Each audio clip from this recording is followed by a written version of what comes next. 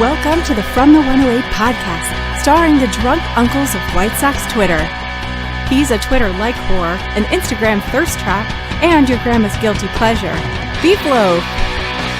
A West Coast attitude in a decidedly Midwest body, My Sock Summer. And your host, he's sharing obscure music thoughts to give you time to hit the bathroom, Teresa E.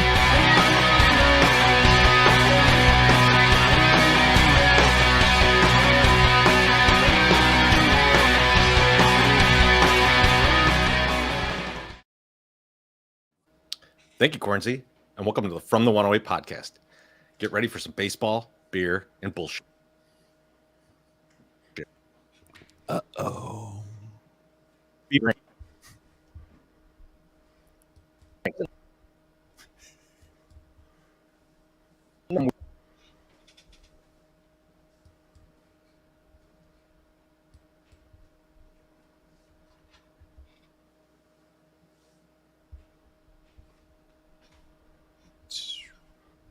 Is it completely silent for? Yeah, I was gonna say, can you hear him? Is he lost? Yeah, I was gonna say I can't hear him either. I can't hear him at all. But you can make My Sock Summer talk straight for 5 minutes for $5. You drop it right in here. You can also pay $1.08 and have all of our stupid asses drinking, which is what we love to do. Yeah, you should get that absolutely in here. Speaking of drinking, I gotta find the promo now. What are we drinking, boys? My Sock Summer, what are you drinking, friend? As I alerted the masses on the Twitters, I started off tonight with the new Rift single barrel bottle. It's about a $50 bottle. It's good. It's really good. It's 115 proof, so I'm there. But after that, don't think that I'm like God all high and mighty on you, because I'm going right back to the bottom shelf, folks. I love it. We're going to finish off this bottle of this Trader Joe Kentucky bourbon. It's a $24 bottle. It tastes like Buffalo Trace, but not as good. And you might as well just buy Buffalo Trace. It's about the same price. Or if I get crazy and I get really looby with our guy, Sammy P, if he shows up. He'll show up. I have a bottle of Rebel 100 or just regular Rebel. So we'll see. Those are $16 bottles. Guaranteed to give me a headache tomorrow. So we'll see. Loaf. What are you drinking tonight? Baby, I'm drinking dirty martinis again. You know why? Because I had no hangover last time. After we drank all that shit, had a great show, I had no hangover. It's got to be the olive brine. It's got me lined up perfectly. So I'm going to stick with the dirty martinis. Let me just have a little that's delicious. I can't get enough of that. Let's hit a drink right here. Lil Yumper says, Teresa doing his best to make us read his lips. Absolutely. Teresa's just fucking with you guys. We had that all planned. Everyone knew that. Cheers. You guys didn't know. We knew it. Can you hear me yet? Yes, we can hear you. Right. Absolutely. We can hear you now.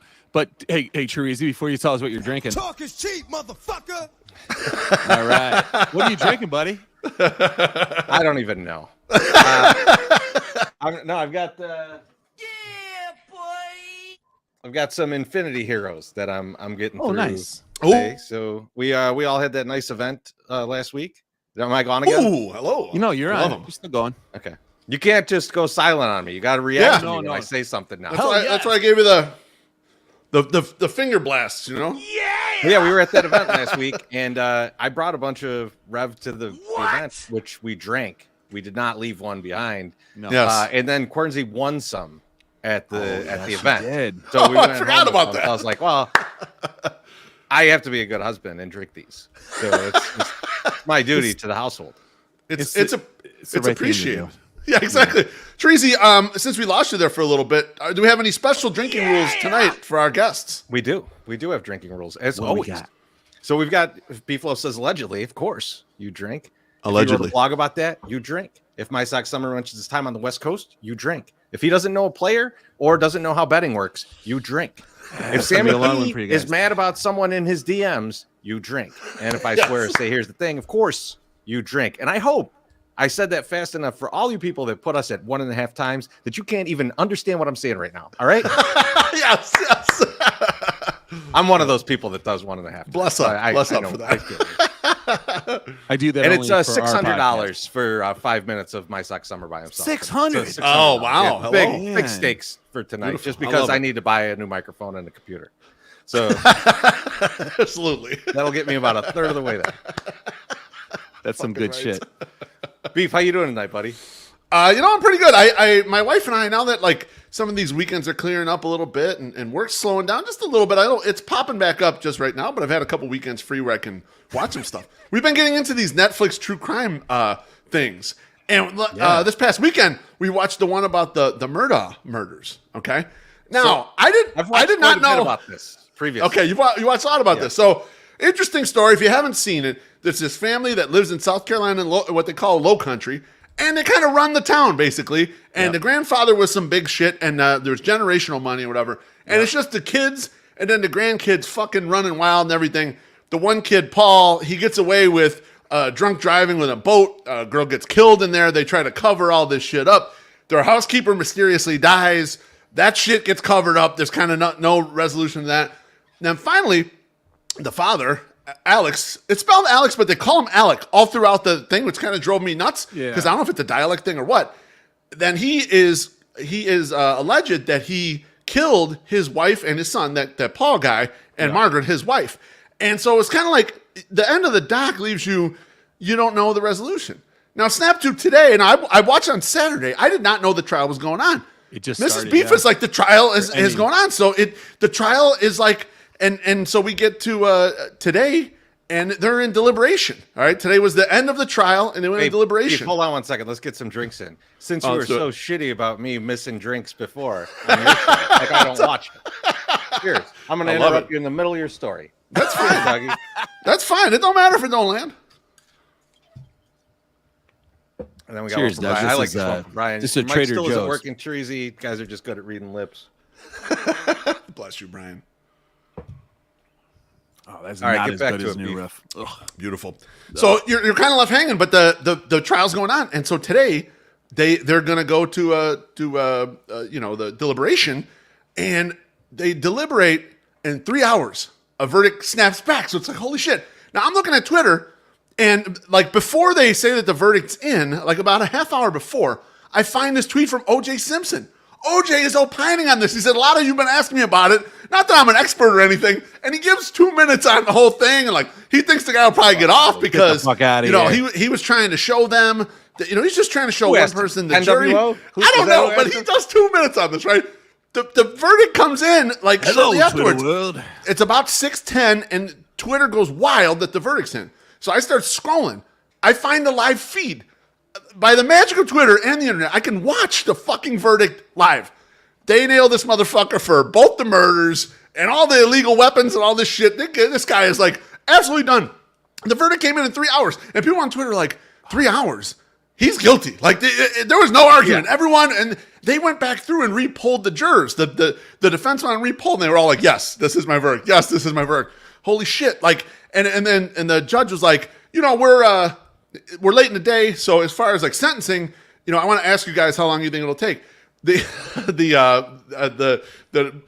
one side is like, 9:30 a.m. We're ready to go. Like the prosecution's like 9:30 a.m. So they go to the defense, and you think they're gonna stall or whatever. Nope, 9:30 a.m. tomorrow. We know our guy is cooked. So fuck it, we're just gonna get him. So wild shit. I go on Twitter and OJ is given a post game about the verdict, and he's opining about how the cops told him in one of his trials. He didn't say which one. One of his trials that because the cops were lying, and people could tell it that OJ was going to go home. Well, obviously you could tell what fucking trial that was. The other one, he went to jail for all those years. And I'm thinking, OJ is trotting out there with his fucking shit, and just like I don't care. I'm just going to tell absolutely everyone. The world is too wild for me right now. I need to stop watching these things and stay off Twitter. Beef, could you imagine being like the engineers at Twitter back in the day? They're got to get this Spaces thing off the ground. It's gonna be an outlet for so many people. Imagine if we wanted O.J. Simpson to commentate on a murder trial. Like, wouldn't this be a media outlet for him? So like, ridiculous. It's insane. But yeah, like if you watched anything on this guy over the past few years that it's been a thing, this guy was extremely guilty. And like his defense was even hilarious. His defense was like, I'm a total piece of shit. I did all this other stuff. Just not this. Yeah, I didn't do that or rape, rob all these people of all their Shane. life earnings and Thank you. savings and everything. There's that was the side plot. You're right, MSS. He stole all this money. He was defrauding people left and right. And the woman who died on his property, his housekeeper, who they probably killed anyway, he stole the insurance money. Yep. Like he sued himself and stole the insurance money. They had this documentary Cheers, Chris. on, and I think it was 2020. Thank you, Chris. I love that number, by the way, especially on eBay. Shout out to Chris too. He turned me on to a new band today. So a band called Oh shit! It's actually a hilarious name. It's called Pigs. I think I got that right. Yeah, Good. Holy shit! Great band though. So there was I think on HBO they had a 4-part documentary in like 2019 or 2020 that I never watched, and I ended up watching it and then watched the Netflix version, and the Netflix one is basically the same, except there's a couple different things that kind of came out in that one, but not really. But the HBO one I watched first, and it was just, it was a lot. It's a lot. But that coming from a small town, that's how that shit works, especially down in the South, especially if you got money. How many people you killed down there in Sterling? I'm not from the South. I'm from the North. We're on the North side. Close enough. But no, I'll never believe you. West of the city is basically the South. I've been to Sterling. I still believe it's South. But guys that I knew, like there was a guy that had like 6 DUIs and still had a license. That's some weird small town shit right there. That's just not right. MSS, how you doing tonight, buddy?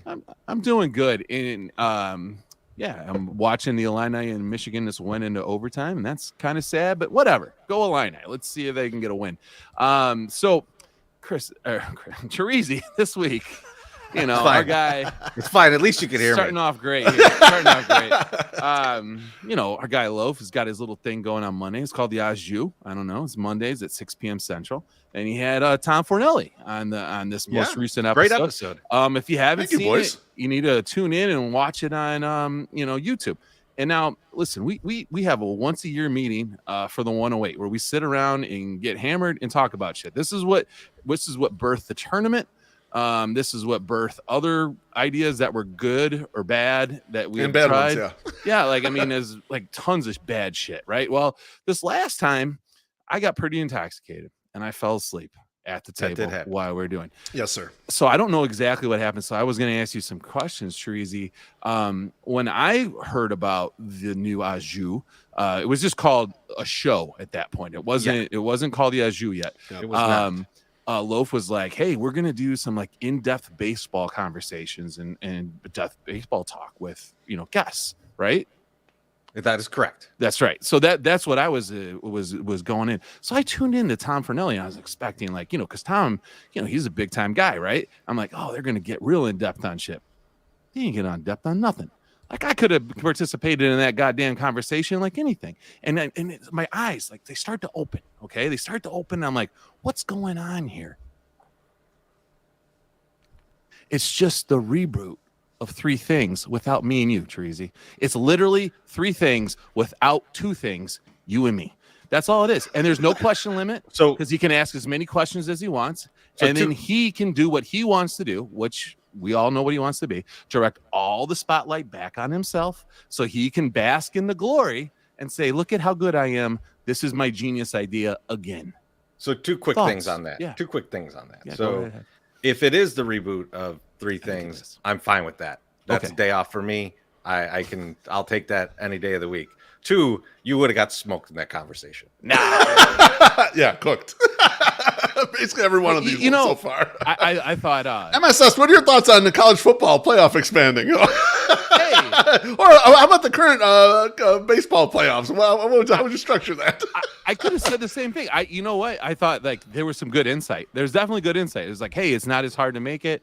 And then like, college football, like ruining college football by having, like these long playoffs and stuff. I get it. Like, it was interesting.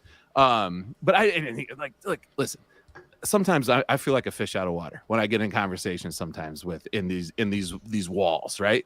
I haven't felt that yet. Like I haven't felt that yet. That's good. In the Najee episode yet. That's good. So either that's the point. Or it's not as in depth as we think it is, and it's actually just a reboot of 3 things. It should be an in-depth conversation that's accessible. We should get into some topics and explain them in a way where everyone can understand them, but get deep on some shit. Okay. That's kind of the point. And so if you're understanding it, that's good. I've gotten that feedback actually from a lot of people like, oh, you know what? It's more accessible, but you're going down these paths. So like, so far so good. We'll see. I still don't know what the fuck I'm doing hosting. I can't get the timing of everything down. I don't move the conversation that well, but otherwise the guests are terrific. No, you're doing speaking great. of guests, we do have two guests tonight. So I want to keep things moving. I got a quick quiz for you guys before we get into this. How you doing, Treasy? As you know, I'm a union husband. My wife is in the Screen Actors Guild, and so the Screen Actor Guild Awards were this past weekend. And so in Chicago, they had like this nice get together to watch the Screen Actor Guild Awards at the Davis Theater up north. We're sitting in there, and it comes to the lead male actor. And now I know you guys don't watch a lot of movies or keep up on a lot of this stuff. So I'm going to give you a little hint on this, and then I'll see if you guys can guess these people.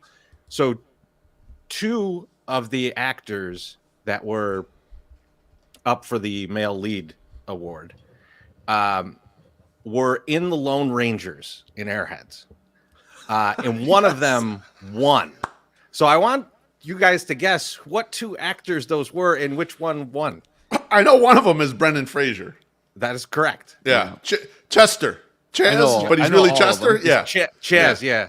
Chaz, but his real name is Chester. Yeah. It's Chester. Are we gonna name who they are, or should we just guess who did it? Because you're guessing the other actor now of the other two that was nominated and possibly won. Well, the most ridiculous one has got to be Adam Sandler, and that is correct. Yeah. So Adam Sandler because Steve Buscemi makes both nominated in this category. Who won? Wow. Oh, Adam so Sandler Fraser won? and Sandler? And Adam Sandler beat him? Both. Two of the three Lone Rangers were in this. Well, I thought Steve Buscemi was just a shoo-in. That's what I would think. You would think if I ever gave that question to you, it would be that one. I'm going to go with Brendan Fraser. That is correct. Yeah, because that's so outlandish. The movie's awesome. Like it's really sad, but like he's tremendous in it. But like, who would have thought? Like, put yourself in your early '90s mind watching that movie and going like, two of these guys are going to be up for some of the highest awards ever. And it's the crazy. creme de la creme of acting. Encino Man and Billy Madison up there at the top together. I mean, Brendan Fraser was Airheads was probably a Brendan Fraser vehicle. Like, he was probably like the head guy in that whole fucking thing. They're like, we're going to building this on Brendan Fraser. Absolutely. They absolutely did. There was like really good actors in that movie. Like Joe McTania was in there because he was the DJ. He was a shock DJ. Absolutely. And then goddamn Steve Buscemi. Fucking Steve Buscemi. Like Adam Sandler made in there. Steve Buscemi. Lemmy's in there. That's right. Michael Richards, Chris Farley, Ernie Hudson, just incredible cast. But absolutely. Ernie Hudson. Let's move it along, fellas. We got some bills to pay here. Let's bring it up. Happy March, y'all. Mazda of Orland Park wants to remind you that the luck of the Irish is not needed when purchasing a brand new or certified used vehicle from them. And this month, you should take a look at the Mazda CX-30. No matter where your path leads, the Mazda CX-30 with available 2.5 turbo engine is made to help you follow it. The Skyactiv 2.5 turbo engine delivers up to a responsive 250 horsepower and 320 pounds of torque. It's a level of performance you don't usually associate with a CUV. And it's that kind of the Mazda CX-30 is engineered to exhilarate, along with improved fuel economy, 26 city, 36 or 33 highway. The CUV offers uncompromised performance for every journey. Want to know more? Head on over to www.mazdarolandpark.com and browse their online inventory. Right now, they have 125 new and Mazda certified used vehicles for sale. And while you're there, you can also request more information about specific vehicles, value your trade, or inquire about financing. Whether you're from the Chicagoland area, Northwest Indiana, or Southeast Wisconsin, they would love to have you visit and test drive a Mazda today. Mazda of Orland Park, home of the Zoom Zoom Nation, 8910 West 159th Street, Orland Park, 708-444-3200. Zoom Zoom. All right, it's time to bring in our guest for tonight. He's the gambling expert for Nesson in Boston. He's the host of Chicken Dinner. He wrote the most important article about betting on the fight in Rocky IV. He's in my inner circle of our bets, and he's the second most handsome Panayotovich I know. Sammy P, welcome to the show, buddy. How you doing? Doing great. I just cashed a ticket too. I had over 2.5 fuck-ups in the live read, so that was. Hey, can you read me the part about the torque one more time, Listen, you son of a bitch. I did all these works. I did that fancy graphic for you today. I got downstairs tonight and I was like, you know what I freaking forgot to do? Write a goddamn ad for Mazda of Orland Park. Mazda. I'm just gonna He needs more drinks. What drink are you on, my sex summer? We need to smooth you out a little bit, buddy. I'm on 2 right now. Well, I have the taste. I'm only still on drink 1. All right, get to number 3 real quick so we can get you. My bad. Okay. Sammy, how you doing, my friend? Doing good. Double fist in here. I got my my odds, my markers. I'm ready to go. And I thought I'd wear my work attire like I just got home. I was gonna change and throw on a robe or something, but this felt better. Do you have any pickle Not juice? as sexual. Well, it is sexual too, actually. No pickle juice. No pickle There's juice? no pants. No. There's no pants. No pants, no pickle juice. Just like at work. The pickle's out, but there's no pickle juice. That's what it basically was telling us. So shit, let's just rip right into it, man. So I mean, like I think we've all kind of seen the computer generated win total for the Sox floating around out there, the 74 that everybody's losing their mind about, either good or bad.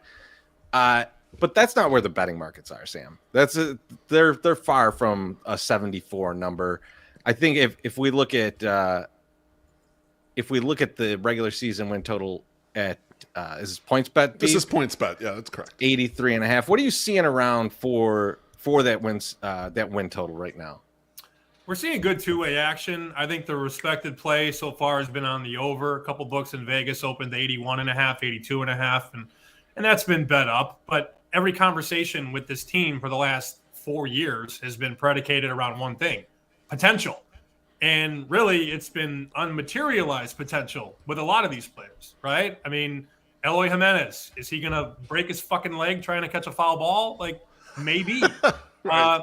Yohan Moncada, cares more about what he looks like than being at work every day. Luis Robert can't stay off the shelf. You know, it's a team that has so much potential and so much talent, but it's clear that they're not the best team in the division, or at least it's been clear last couple of years, you know? I mean, Cleveland's a better team. The Twins are probably a better team, but the White Sox have the best talent. It's a maddening equation, because if you line these guys up on paper, they should contend for a division and contend for a pennant. But the production hasn't been there. And then we go into the rotation, and it's like, all right, which Lucas Giolito do we get? How many innings does Michael Kopech throw? There are so many fucking question marks about this team. The only good news is that their manager no longer drinks his meals through a straw. That's probably a good thing. Allegedly. But, that's a plus right there. He's very skinny. He might take a lot of shakes. You don't know. How many wins is a manager worth? 5, I guess. I don't know. Maybe at the max. It's a mind-boggling team, and you guys know me. I'm the biggest White Sox fan around. I mean, you were going down with the ship last year. I mean, I think we were kind of on the same page where we were still the odds were going up for the division, and we were like, I'm just going to buy some more of this. I'm just going to keep digging this hole. Maybe we lost several $1,000s on the team last year. And then I was repopping them 3-1 to win the division. I remember I was in Chicago around end of August, early September, and they were 30-1 to win the pennant. And I'm like, I'm going to hit that because they're going to figure it out, and they never did. Never figured it out. But last year's over. It really is. Are they 21 or are they 22 White Sox? Because the 21 team was pretty solid. The 20 team, even in the pandemic, was pretty solid. Yeah, it's a good team. I'll never, we'll look back 20 years from now. Well, we all might not be here in 20 years, maybe 10 years from now. And I will never understand how the White Sox paired a young, exciting, Hispanic-driven baseball team with a 78-year-old white manager. That is, I'm so upset even having to say that. We'll look back and go, what? How did that happen? It's weird. It's wild. Sammy, I was going to ask you a quick question. You're a Sox fan. You're coming through all this stuff, and you're hearing Pedro saying all the right things. And like when he gets into it, and this is a numbers game for you, obviously, but betting is all about numbers. And you talked about unrealized talent, all this stuff. Does that start to sway people's minds? Does anybody go, hey, we're going to go to the book because Pedro knows what to say, when to say it? No, not at all. I think no, not at all. I mean, I don't think anybody cares about the manager in terms of the win total. I mean, you need, I always use the analogy, like when the Blackhawks were good, they had the most roulette balls. Right, they had 19 and 88 and 7 and 2 and 50 and 4. Like they had so many good numbers that produce on a nightly basis. And when you throw the White Sox numbers around, the most fascinating thing about last year to this year is that the only guy that was willing to go to war every single day is no longer here. He's 79. In Houston. Yeah, 79's in Houston. I don't blame him. The only guy that you knew was going to be in the lineup, was going to hit XYZ, was going to drive in runs, was going to be at the plate, was going to be available, and he's now gone. So, look, I mean, is he irreplaceable? No. In fact, I think Andrew Vaughn playing every day at first base is a good thing. But you have a lot of guys that just can't stay available. Is Luis Robert going to play 80 games or 130? Like, that's a huge deal. And we'll get into some of the odds and the numbers that I made for a lot of these players, but you need to be available. And I heard Tim Anderson the other day saying, you guys need to have our back. Bro, stay on the fucking field. Like, I don't want to hear you talk until you're on the field. Like, stay on the field, deliver. Like, I don't want to hear about all this. You need to have our back. No, you guys sucked last year, and you need to hear that. I have his back, so fuck. Sammy, one quick question about the regular season win number, then we're going to get into the division futures in a second here. Treasy opened it up, bringing up the Zips number, which was 74 wins. Pecota had 78. It moved up to 79 when they signed Elvis Andrews. How much do the Sharps take into account the widely available projection models? Do they ignore them? Is that a data point for them? Kind of is that even a factor in how the number ends up being shaped by the end?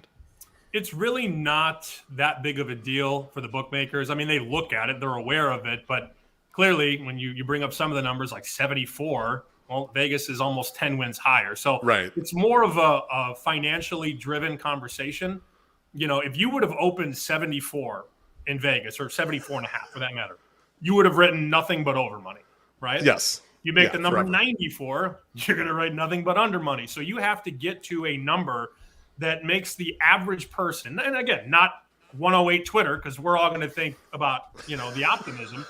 But you pull somebody off the street from Detroit and go, all right, how many wins are the White Sox going to have? They probably say around 85. They're not going to say 75 or 95. Like, this is a median number on expectation, I guess. But no, they're aware of the numbers, but clearly they don't think they're true because, if I'm taking thousands of dollars at my counter, I want to get to the heart of the number. I want to be accurate, and I want to write good action on both sides. You can't make the over-under 74 and a half because you're going to get slaughtered on over. The Sharps are going to bet you over. You're going to move it to 76 and a half. The public's going to bet you over. And then you're going to be at 78 and a half, and you still might lose that. Like 84 and a half, 83 and a half is a fair number given how they played last year. So I have a question. We're going to get into the division now, and as we get into it, like the Sox division is not great, right? I mean, we could all agree that this is not one of the premier divisions in the league. The NL Central is similar on the other side. And Sammy, I'm wondering if you've seen this at all. Has like the balanced schedule affected the win totals of some of these like teams in worse divisions where they're not going to get to beat up on like for example, like the Cardinals aren't going to get to play the Pirates a million times this year, right? Like, is that affecting it, or is that still kind of out of the public's mind and not really affecting the number? The public doesn't really think about stuff like that, but I can tell you that one of the big positions in Vegas right now is, let's stay in that division, it's the under on the Milwaukee Brewers. But a lot of that same thought process comes in because you're not playing the Reds and the Pirates, and let's be real, the Cubs suck too. Yeah. I mean, I was dying laughing. Actually, this is the weekend I was in town for the show we did on Chicken Dinner, right? When we were watching we were watching football at the Mecca on the South Side. And that was the day that they signed Dansby Swanson. I'm like, sweet, they're awesome, Like they were all thrilled because they got Dansby Swanson. Like that's another bum team. But to your point, You don't face the Cubs 19 times or the Reds 19 times or the Pirates 19 times. So that's 18 games now that you don't get to beat up on little brother. And I think you'll look at those divisions. I think it's a very fair point by you. It's not a public thought process, but teams like the Milwaukee Brewers, the St. Louis Cardinals, even if you go to a team like the Houston Astros, and look, the Astros are perennial World Series contenders, but you've got less games against the Angels, less games against the Rangers, and less games against the Oakland A's. Those are all three teams that have really underachieved in this Houston window. Houston's still going to be a World Series contender, but when you have 18 less games against crap, it's going to be harder to win 95, 100 games. And you look at Houston's win total, it's in the mid-90s. That makes sense. I mean, like I was wondering what that effect would be. I mean, like there's a lot of things that have changed this year that we're going to think about, like how is this going to affect these season totals, and that'll get more, we'll get into the individual players and we'll talk about that in a little bit. But let's take a look at these division futures. And so for those of you listening to the podcast, so we've got the Guardians at plus 145, Twins at 200, White Sox at 210, Tigers at 2,500 and KC at 3,300. Beef, how much you got on KC to win the division? Because I feel like that's a beef bet right there. I haven't bet any season win totals or any division futures yet, but I am a little bit eyeballing KC. They have enough of a upside there. It's Chris, Treasy. It's not like 2017 Astros bet, like when we had there was 18 or whatever. Where they just missed winning the division. Yep. It's not like that, but it feels like it's got enough where I can get out of the position later if they're at like 500, middle of the year or something. Well, didn't you bet the Twins last year? Like I did. You woke up out of a slumber at 3 a.m. and you're like, the Twins are winning the division. No, what happened was my daughter and I have sleepovers. I have a big wraparound couch. We'll stay up late, watch horror movies, or whatever. Fell asleep on the couch. I got my phone next to me. It buzzes and wakes me up. It's an alert from ESPN saying that the Twins have signed Carlos Correa. And I'm looking at it. I'm like, no, this has got to be fake. So I got on my laptop. I'm like, no, it's really happening. So I went to PointsBet and I smashed plus 900 or whatever it was. And by the time the dust had settled, it was down to plus 450 with that. And then at the All-Star break, they're in first. So I cashed them. I dumped it on the White Sox. We all know how that went. But I wouldn't have won if I kept on the Twins anyway. So Beef, it's like what was that guy I used to work with back in the day? He like got out of Enron. He got out of Enron like at the perfect time. Yeah. Like and like pulled his money out, didn't get smashed by them going under, and then put all of his money into WorldCom. And so that was me last year. It was just delayed like 3 months. So Sammy, where are you at on the Sox in this division? Are at 210 at PointsBet? Are you seeing them I feel like if you go line shopping, there's all different lines. What are you seeing them at? Where would be good for you to bet? Where would you go? I'm putting money on them. Anything north of 2-1 is fair. I mean, look, they didn't have a good season last season, but like I said, it's a different season and hopefully a different clubhouse. You could find plus 250 if you shop around. So 100 makes you 250. You collect 350. Obviously, you want to get the best price. I mean, we're all friends with PointsBet, but why bet 210 when you could bet 250? Right, for sure. The market that I think is interesting is the playoff market. Now, you can bet teams yes or no to make the playoffs. And because of the perception on the team that's sort of hanging over the South Side, they are underdogs to make the playoffs. And that's that's enticing, plus a quarter. So 100 makes me 125. You bet 500, you're going to make a lot more. So, I mean, like if we're thinking about that, right? Like let's take that into perspective for a minute, because we were just looking at the 83.5 wins. And, and if you could get that, you at minus 110, you're really saying it's over 83.5 plus 125 if you're going to put the playoff thing on it. Because like if they win 84, 85 games, they're probably making the playoffs in the way that the playoffs work now. So like that's an interesting, like if you were gung ho about like I want to bet on the over 83.5, would you just tell people don't bet that, just bet the make the playoffs? Right. I mean, and then they squeak over 84 and they miss the playoffs by a game. And then people are going to be like, that nerd with the glasses.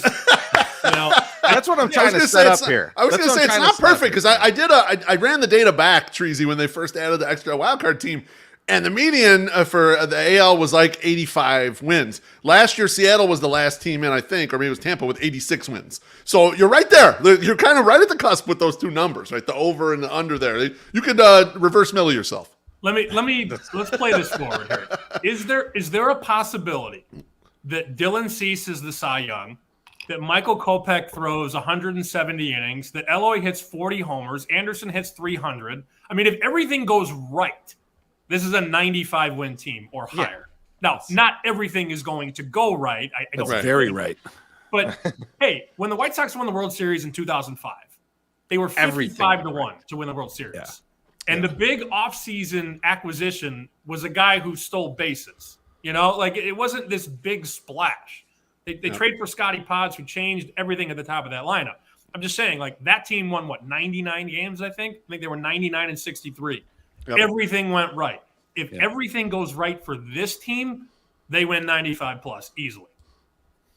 Yeah, I mean, that's...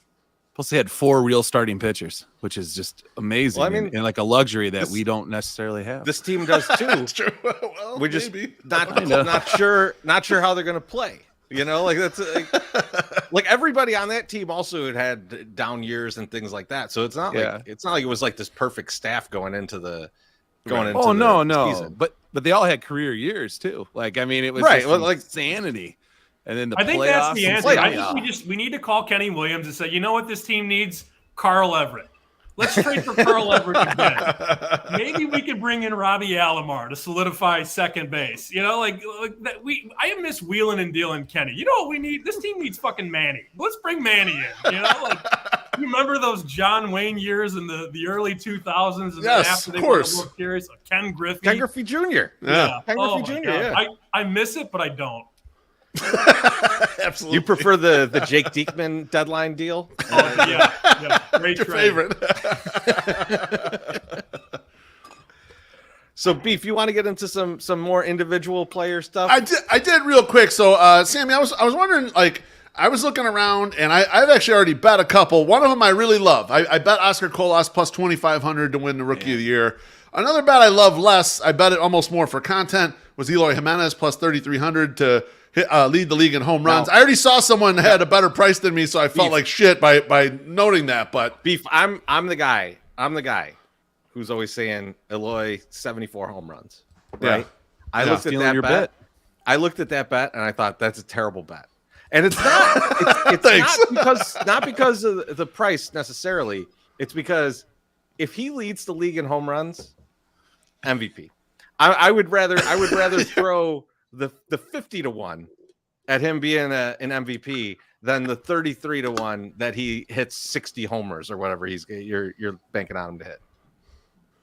So, Sammy, what do you think about individual prices? What do you think about? I mean, the Colas plus 2,500 doesn't exist anymore. You can't find it; it's been bet down. Yeah. But is there anything out there in the individual kind of awards or leaders' prices that you like or interested in? Well, first, have I ever told you guys the David Kaplan, Eloy Jimenez story? No, I don't think so. I don't think so. My God. No. So we're sitting on the set at the Gong Show, Sports Talk Live, and the Sox had just traded Quintana to the Cubs, right? And, we get back Dylan Cease and Eloy Jimenez. And at that time, you have no idea what these guys are going to be. And Cap's banging on the desk. If the Cubs win a World Series, they win this deal. And I'm like, well, what if Eloy Jimenez is like a 35, 40 a year home run guy, drives in 100 runs and goes to the Hall of Fame? And Cap's retort was, I don't care if Eloy Jimenez hits 2,000 home runs. And I'm like, Tracy. It'd be a record. It'd be awesome. Home runs. He's the greatest player ever. That doesn't matter. I'm like, I could not, like, I wish you could just see my reaction live. They didn't take my reaction. I'm like, if he hits 2,000 home runs, the White Sox don't win the trade. 20 Eloy with 20 straight years of 100+ home runs. What a letdown. Misses the Hall of Fame on the first ballot. I could not believe he said that. But as for the some of these individual player markets, the fascinating conversation is Dylan Cease, because he has clearly elevated himself to be one of the best pitchers in baseball, and the market reflects that. So Rivers has him 7-1 to win the Cy Young. PointsBet 850. DraftKings and Caesars and FanDuel had 9-1. He's in the same price range as Alek Manoah, as Shane Bieber. Shane McClanahan's a little bit lower down the board. But, I mean, he's in that conversation, according to odds makers, as one of the best starting pitchers in the American League. And I know we watched him pitch last year, and you guys know in 21 and 22, I was banging those strikeout overs. I mean, they were like 4.5, 5.5. And last year, his strikeout props were 9.5, 10.5 on a good day. So, I mean, we made money on him for sure. I think all of us collectively, except for my Sock Summer, who's still trying to figure out what a strikeout prop is. But, I mean, in all seriousness, like, he is the guy in this rotation right now. And I don't think that we knew that when we traded for Dylan Cease. I say we like I'm on the team. But, I mean, he is their ace right now. And not only do the numbers back it up, but the odds back it up. Cease is anywhere from 7 to 9 to 1 to win the Cy Young. Giolito 33 to 1, all the way up to 50 to 1, and then Kopech 50 to 1 up to 100 to 1. So this rotation is anchored by not only one of the best pitchers in baseball, but a clear-cut heavy hitter for Cy Young in Dylan Cease. Yeah, absolutely. And what makes the bet even more interesting and intriguing to me, Sam, is in the last 3 years, Dylan Cease has not missed a start, so he's super durable. And in the second half of 2022, he was starting to fix his problem with throwing too many pitches and getting out of games early. I know the win doesn't matter, but the win matters to the people voting sometimes. And if it's close, I want him to have 18 wins as opposed to 13. I want that extra little oomph out of him. And so I think he's kind of on the track where he realized mid-season, I could just throw this guy this pitch. I'll get a ground ball. I'll get him out on one pitch. I don't have to go deep into the count to get the strikeout every time. Now, it was tough to trust that defense last year. This year, the team's staying a little healthier, adding Benintendi in left field and probably Oscar Colas in right field, a little better defense. Maybe he does trust that a little more. So you might not be able to clean up on your strikeout bets, but you might get more innings out of a Dylan Cease. You might get more wins out of a Dylan Cease this year. Yeah, and you also have to account for the fact that Justin Verlander is no longer in the league, right? He's at the Mets now. Helps. So, that guy was just Hercules down the stretch last year. If not for Justin Verlander, Dylan Cease does win the Cy Young. I'm convinced. But, Verlander had a lot of narrative stuff working in his way. He came back from the injury. So that was sort of the perfect storm for him. But now he's out of the way. So you don't really have a clear-cut favorite for Cy Young. And why not? If I could bet $100 on Dylan Cease and potentially win 900, like, that's a fun bet. It's not a lot of money. I'm sorry, $100 is not a lot of money. I mean, that's one what, carton 2 of eggs, tickets now to sit in the 108? Yeah, true. That's true. But it's one carton of eggs and also 2 tickets in our second. That's absolutely correct. I mean, you set aside $100 for a full year of entertainment, and you could potentially win 900, take back 1,000. Like, that's something you can get behind. And it's fun because you get to watch them every 5 days, ideally, in a perfect world. Yeah. Plus he's on a contract year, so he's going to be out there trying as hard as he can to do the best he can. I mean, this is his last year. No, it's not. No, he's in arbitration. Giolito's in his last year. Dylan Cease has got 2 more years of arbitration. So I'm looking at it right he'll be now. on here. You're looking at something else because he's got 2 more years of team control. He'll be in arbitration 2 next year and arbitration 3 the following year. Listen, Baseball Reference says sign through 2023. Correct. He's on his 1 year of arbitration that he signed. Next year, he'll be eligible for arbitration again, but still under the White Sox control. Arge elbow in 2020. So Sammy, it's something that you and I talk about quite a bit is like what pieces of shit some of these books are. And like, I'm looking at the Cy Young odds, and Frankie Montas is still up there. They're giving like 300 to 1 to win the Cy Young. And it's like, dude, like everywhere you look, it's like, this guy's probably out for the season. Like, what are you doing, books? Why are you still not as bad, though. That's not as bad as I think it was Bet Rivers last year had Dwayne Haskins to be comeback player of the year. And I'm like, terrible. That's you can't do that.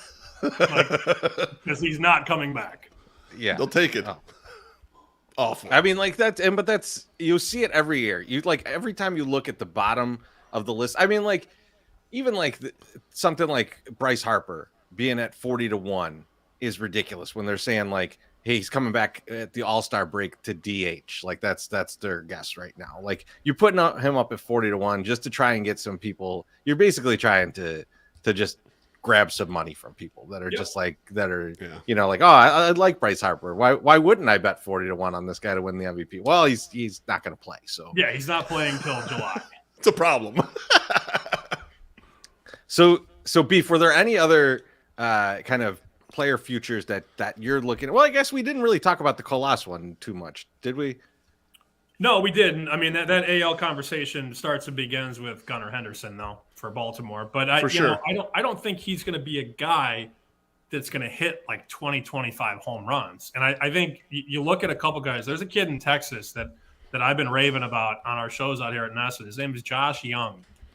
He's an infielder for the Texas Rangers. And there's a chance that this kid hits like 25, 30 home runs this year. If that happens, he's probably the rookie of the year. I know Gunnar Henderson might hit like 270, 15 homers, score 80 runs, 90 runs or whatever. But if some rookie comes in and bops 25 bombs, that's probably going to be the guy. So I like Josh Young personally at like 18-1. But if Colas is, if he's in that conversation too for 20 home runs, 25 home runs, that's going to be a guy that's going to get some love for sure in that market. The problem is I don't know, and again, I'm not, as close to the team as you guys are because you guys are in that city and I'm not. How many games is he going to play? Like, is he going to be the everyday right fielder or is he going to be tuning with Adam Engel or some shit? I have no idea. Well, not Adam Engel. We'll know that, but Adam Engel, he gone. Yeah. But yeah, Adam Engel's gone. Good. Yeah. But they are. I mean, like they are putting Eloy out there, right? I mean, Gavin Sheets has been hitting, so like he's in the mix, right? Like there's guys that are in the mix, and like I didn't check today, but I don't think Jurickson Profar is signed yet. So like someone needs to sign him soon, and if it's the Sox, then there's even more guys in the outfield. But there's a chance that he doesn't play more than 100, 120 games this year, and if that's the case, it's real hard to hit 20 home runs in that kind of numbers. Right, and a guy like Henderson is going to play every single day at shortstop and get 600 at bats. So he's the front runner for a reason. He's a heavy favorite to win the Rookie of the Year. Yep. Yeah, I mean, he's a top 5 prospect. He plays up the middle. I mean, but when it gets to the voters, you're right though, Sammy. They don't always value sort of the defense stuff that they should. Like they don't. It's not the Rookie of the Year of WAR. It's the AL Rookie of the Year, and so sometimes the power overtakes it. So I like Josh Young in Texas is another good example. But I just think Colas in this ballpark, especially if he gets to 450 plate appearances, I think he's going to knock down 20 home runs. I think I got a fighting chance there, and I think he can get 450. I think they're going to start the year with him.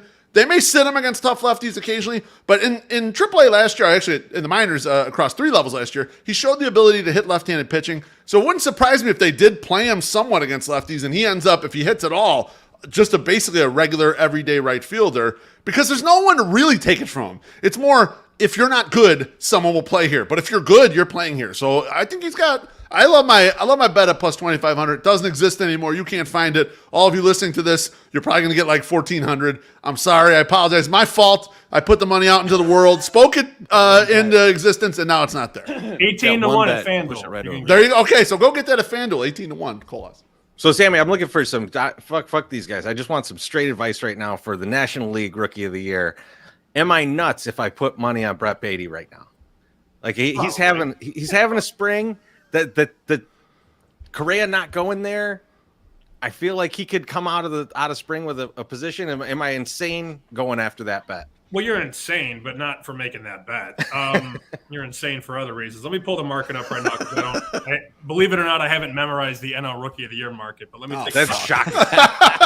Yeah, shocker, right? Mute Sammy while he's doing his work. We'll do something. I got it. Just kidding. These guys are totally crazy. They know everything. Right now. 25. But yeah, the problem is Corbin Carroll and Miguel Vargas are going to be those are going to be the guys. Yeah, they're right around 4-1. Corbin Carroll's something else, man. That guy's extremely fast. Yeah, yeah. So those are your guys. But here's the conversation. Yeah, the comment right there. Bruhan Luke going to shred the NL. Yeah, he's the favorite, plus 350 at some books. So that's your guy. But you know what's funny? Last year, Julio Rodriguez was like 15-1 to win the Rookie of the Year. Yeah, and he dominated as a rookie. So, look, if you find the right horse, God bless you. You like Beatty, huh? 25-1. I do. I feel like that is the kind of situation where if he wins that job, he's one of few rookies that will win a job and not have a ton of pressure on him. It's an interesting position to be in, where you're just kind of like, oh, just settle into the back of the back half of the order, and if you hit a bunch of home runs, great. If not, we're going to send you down, and Eduardo Escobar is going to play every day. Like it seems like a low pressure situation for a guy who could be just a incredible hitting third baseman, or he could be Billy Beane. You never know. All right, I'm sold. He'll have a great movie written about him later. We'll watch his general manager career unfold in front of us. All right. I mean, is it even worth talking about any of the Sox for MVP? Because I mean, they're third long odds on those. I mean, Eloy, is he 50 or 100 to 1? He's like 100 to 1. He's right? 100 to 1 at the ceiling, 80 to 1 at the bottom. The biggest MVP candidate, according to the books, is Luis Robert, 40 to 1 Caesars, DraftKings points bet, and then a couple 50 and 60 to 1s out there. Then it's Tim Anderson, who's anywhere from 50 to 150, and Jimenez mostly at 100 to 1. 4 different books have 100 to 1. I made that bet last year. I will not make that bet this year. Yeah, I don't envision any AL MVPs for White Sox bets for me as well. But I mean, Anderson, Anderson, I think he's the heartbeat of the team. I still think could be wrong about that, but he's got a top 20 home runs though to be in that conversation, because he could steal, even if he stole a ton of bases, I don't think he gets in that conversation unless there's some thump there. You look at the kind of players that are, that hit in the American League, and you got, Mike Trout and Shohei Ohtani are going to be out there possibly healthy. And if Trout's healthy, that's well, Tracy, what's the weakest, in the last 20 years, what's the weakest power output for an AL MVP? Is it Dustin Pedroia's MVP season? I think it is. I was thinking Jimmy Rollins in the NL in 07, but he hit 30 homers that year. He had a big outlier, 30 home runs, 20 triples, 37 steals or some shit like that. So Pedroia, I think, might be the lowest power. We talked about this not too long ago, and I think there was less than 10 players since 1990 that won an MVP and had less than 20 homers, and 3 of them were pitchers. So it's very difficult. It's very difficult to Sammy, we got a question from Josh Nelson. He says, who do you like as AL MVP? Who's the guy that you like for AL MVP this year? I like Vladdy Jr. at 15 to 1. I think that's a team that, coming into last season was a very sharp team. A lot of the wise guys bet them over the win total to win the division, to win the pennant, and the Yankees just had a better year. Aaron Judge hit 62 home runs. That was sort of the story. That's something.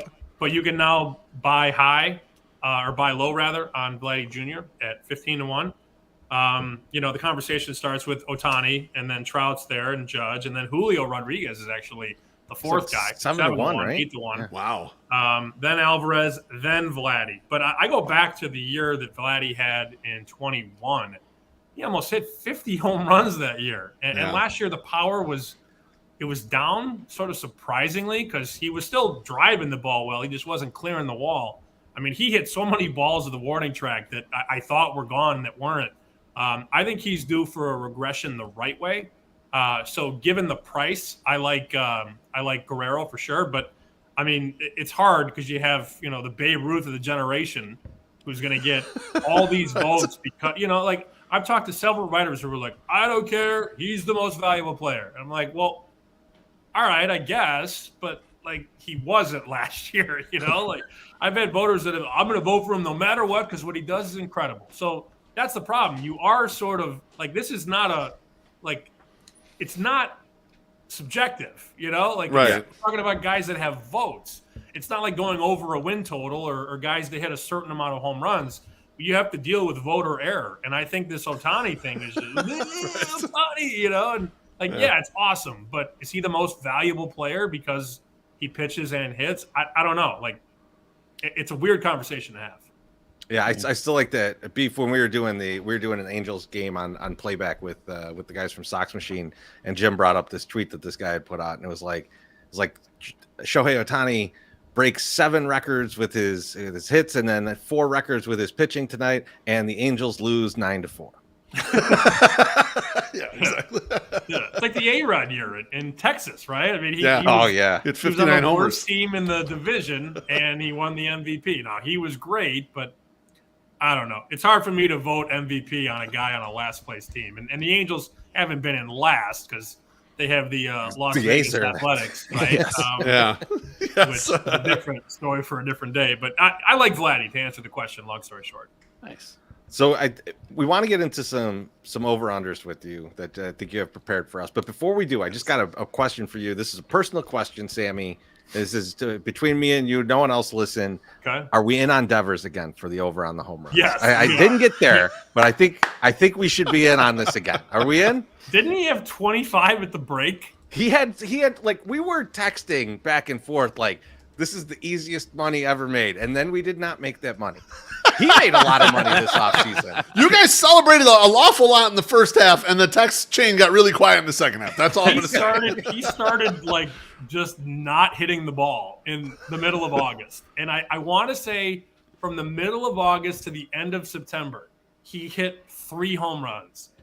I don't know that that's 100% accurate, but man, he went into the break in the low 20s, and he didn't really add much more. I'm back in on it if you are. All right. Now, Sammy, we had a great show a few years back, and it ended up ruining the entire season. We're going to do it again. And we're going to hope that Yes. we do not get the season wiped out. But you're going to give us some over-unders. We're gonna think about them a little bit, and we're gonna give you some answers. And every time we're gonna start with My Sock Summer because the poor guy. I'm ready for it.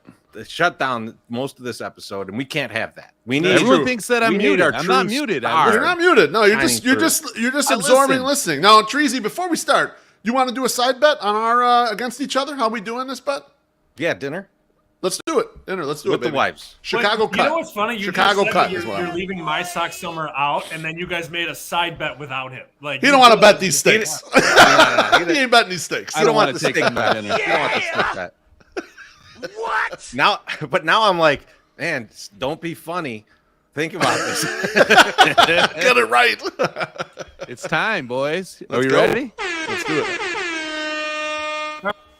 Prop, and I came up with 1, 2, 3, 4, 5, 6, 7, 8, 9 of them. The last one is my favorite one, but the first one is: how many games will Luis Robert play in 2023? The over/under is 105.5. And that's tough. I think that if you're gonna get an over on him doing that, I mean, it's just gonna be slightly over. I'm gonna take the over. I'm gonna be optimistic here. I'm gonna take the over on the Luis Robert over 105.5 games. Yeah, I mean, like, this is tough because I think you're already starting in, like, let's call it 140, 150 on a normal season, because, like, I don't think they're gonna play him every day. They're gonna, Right. there is some concern about his durability, so they're not gonna try and trot him out every day like Buxton until he gets hurt and then go like, we got all we could. So I'm gonna go with the under. I'm gonna go about 100 games out of Luis. Wow.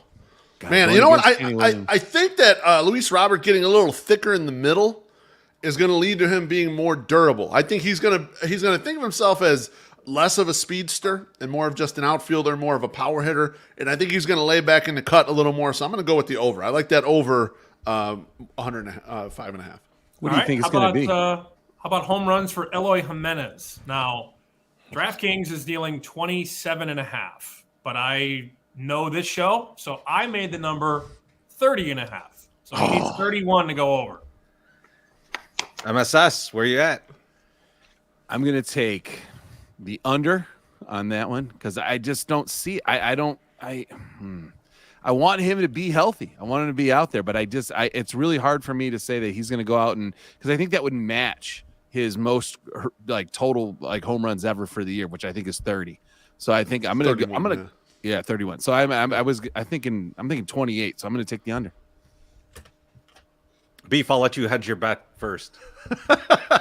Yeah, I'm going to take the under, and it's not for the same reason exactly. I don't necessarily think he's going to be healthy, but watching the second half of the White Sox, when Eloy Jimenez was far and away the best hitter on the roster, and Jose Brady was doing his thing, but Eloy was the only guy that other teams were terrified of and would pitch around actively. Eloy Jimenez's walk rate shot up in the second half, and the reason being is they don't believe in the rest of the bats in this lineup. So I think no matter where Eloy bats, especially early in the season, he's going to be handled with extreme care. So I don't expect him to hit a lot of home runs early.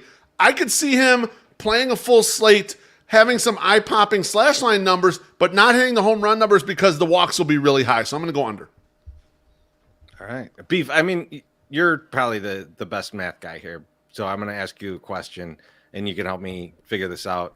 Is 74 more than 30 and a half? I think it is. Lead the league in homers too. Yeah. I know. I hate that bet now. You made me realize, Sammy, that's a stupid bet. I'm gonna hammer the over on this one. I would points bet this over if I could. Oh, a lightning bet? You're gonna lightning bet the over? Yeah. Lightning bet that thing. That's right. Artie Lang told me on Chicken Dinner. He goes, "We lightning bet the under." Or no, it was the '98 finals, Bulls and Jazz.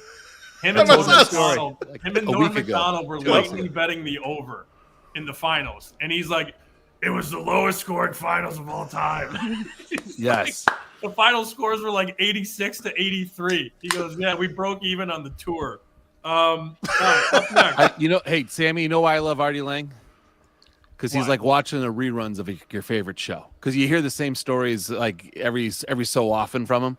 And they're always great. Like we told 2 Artie Lang stories in like 2 podcasts ago.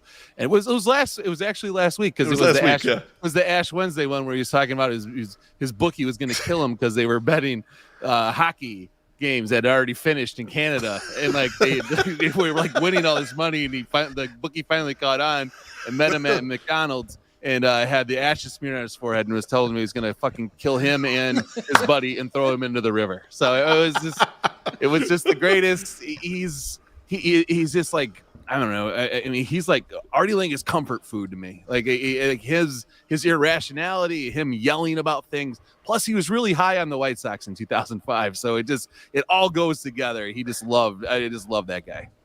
He's a legend, man. All right, Oscar Colas. Am I saying that right? Colas? Yes. Yes, you are. Not Colas. Oscar Colas, home runs, 16.5, over under.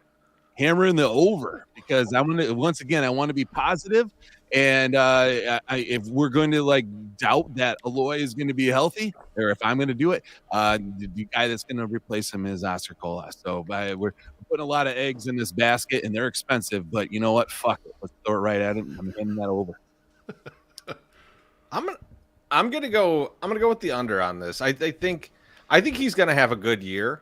I think he's gonna play a lot. I think that they might protect him against guys who throw really good sliders. I think that so it's gonna limit his at bats. They're gonna find other guys to play in the outfield throughout the season. So I think he's gonna be just fine. Like I like Oscar Colas. I like his upside, but like 12 to 15 home runs in 120 games or something like that feels where I'm at. So I'm going to go with the under. I mean, I thought you were going to come with a real number like 19.5 or 20.5. 16.5 is you're just giving me money right here, Sam. I'm just taking money from you. This is such an easy over. I would lightning bet this right here, Treasy. You know why I'd lightning bet this? Because even if the team sucks, so like you think about like, oh, they trade people away or whatever. Oscar ain't going nowhere. Oscar going to be in right field if the team stinks. Actually, or if the team's good, he's going to be out there playing. So I'm over all the way. If the team stinks, you're right. Like this is an easy over. I think they're going to be good. So I think they're going to be. I think they're going to contend. So I think it's going to. I don't know. I feel like there's going to be some fancy play this year, and I think it might fade towards the end when they find what their team is. But like I think that like new manager is going to want to show off like he knows how to handle these lineups and do all this stuff. And there's going to be some scenarios where he's like, I'm not going to put the rookie against this kind of right. You're going to see this with Vaughn too. I think they're going to hold Vaughn out of some games, and people are going to lose their minds because they're going to be like, I don't want to put him against this guy who throws this vicious slider, right? Like so. Yeah. I could see them doing some stuff like that before they settle into what their lineup is, and it's going to cost Colas games early. Well, I've done my job. I mean, I haven't had any sweeps yet, so I'm going to just collect the juice. Got the action. You're not gonna, because me and Beef can't tie. Like there's we've been on opposite sides, you know. That's I've gone oppo of you every time. Well, I was just saying we just don't agree on these things. I'm gonna be honest with you. Like the only one that was close was Eloy, but I still feel like they're gonna pitch around him a lot. I just have a feeling that they're not gonna let him do the damage that I'd like him to be able to do. All right, Tim Anderson hits 130.5 over under. Way over. We're gonna because I feel like Timmy is going to step up as the leader on the field for this team. He's going to fill right into that Jose Abreu slot for the infield and just go out there and murder that ball. I think he had a lot of people doubting him last year, and then when he did not come back, calling him weak. And I think Tim takes personal offense to that, and I think he's going to come out and let the stick talk, just like he always says. Beef, you want to go or am I up? Sure, I'll go. Yeah, I mean, just Awkward looking at his baseball reference. I mean, he's generally over that number. I mean, the only year out of the last however many that he wasn't was the shortened year, obviously, and then last year when he had the injury. Year with 79 games.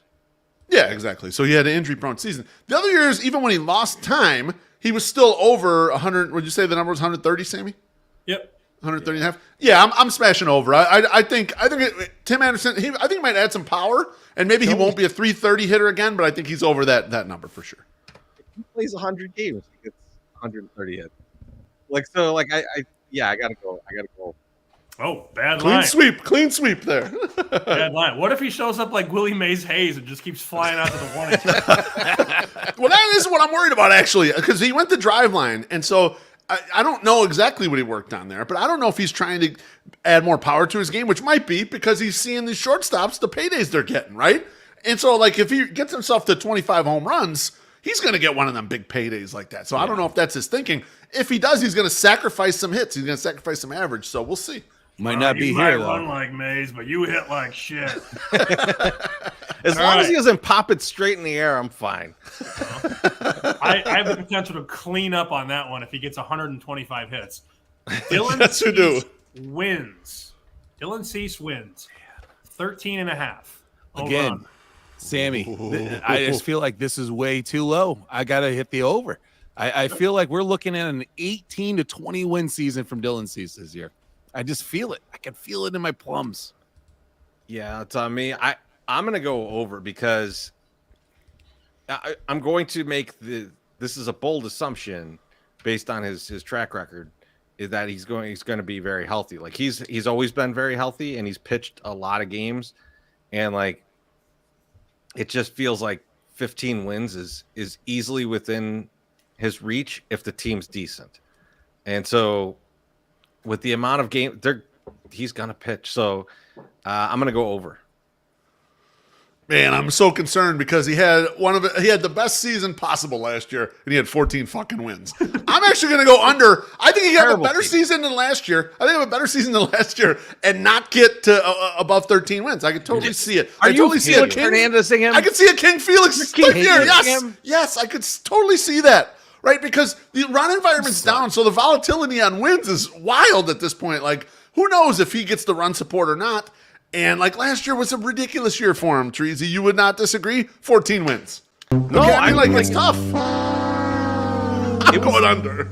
It was a Cy Young year last year, right? Yeah. I mean, like obviously Justin Verlander had an incredible season, and he didn't get it, but like the 14 wins was very much representative of the team, and I think the team's going to be better. Yeah, and I think he's still going to pitch just as much and just in around as well. So I got to go over. So you guys you're not thinking about like a Jose Quintana 2014 when he had a 3.32 ERA and went 9-11. That's what I'm thinking. That's the exact shit I'm thinking about, Sam. Sam, I never think about that. I've repressed that memory. This is Neither do I. Clearly. All right, I got 3 more baseball ones and then one obscure prop. I love it. Yasmani Grandal runners thrown out. 14.5. 4.5.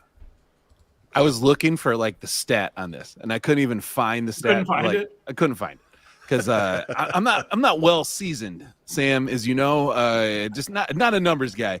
But I know one thing and one thing only. This guy's probably not throwing out anybody, so I'm going to go the under 14.5 because I just don't see it. I don't even think he tries to throw anybody out ever. So, yeah, we're just going to go with the under. Beef, you up or me? I can't. You go first this time. Okay. Yeah, I mean, I think it's interesting because they're going to – people are going to run a lot more this year. Yep. And it's possible that some of these thrown out are going to be at first, right? Like because they're going to lean on the catchers to do pickoffs a lot more than pitchers this year with the new rule, right? But that said, I'm way under.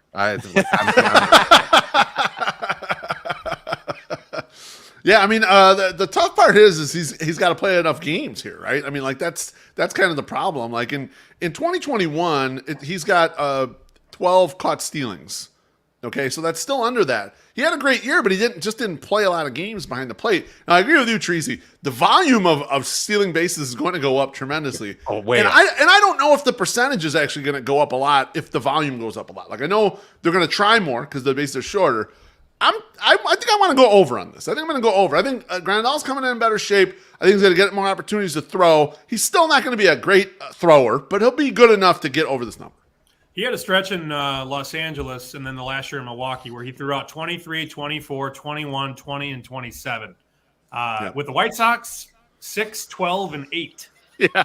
So, now 6 is in the 60-game season, so that would go. That would have been over. You know, you go the whole way. You know, Sam. Too. The other thing though is how much are they going to play Sebi at this year, which depends a lot on Sebi. But if you know, and is Grandal going to stay healthy throughout the year? Like he's I think he's what 62 years old now. So he's getting up there in age. Yeah, he's 34.